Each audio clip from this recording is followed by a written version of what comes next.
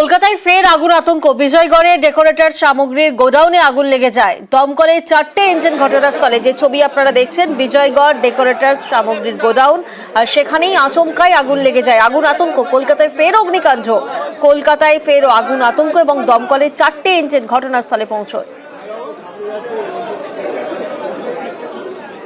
10:45টার সময় এই আগুনটা ক্যাচ করে। এই ফ্ল্যাটে যারা বসতি তারা ফোন করে সব দমকলকে ডাকে।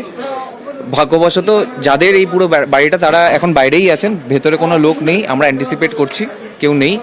আর এটা হচ্ছে কি তারা হচ্ছে ডেকোরেটার্স, এখানে ডেকোরেশনের সব আইটেমসগুলো আছে। অ্যান্টিসিপেশন সবাই যে শর্ট সার্কিট হয়েছে, আগুন ক্যাচ করেছে। এবার যেহেতু লোডেড সব জিনিস, পুজো টুজো গেছে, সব লোডেড আছে ভেতরটা, পুরো ওগুলো ক্যাচ করে নিয়েছে। পুরো 3তলা পুরো একদম আগুন ধরে গেছে এই জায়গাটাতে। না, মানুষ ছিল, তাদেরকে বার করে নিয়ে এসে এই পাড়ার সব ছেলেরা ছিল, নাহলে বড় ক্ষতি হতে পারতো। বিরাট আগুন লেগেছিল। যারা ঘরের ভিতরে ছিল তাদেরকে বার করে দিয়েছে। প্রথমে তো দমকলও তাড়াতাড়ি এসে গেছে।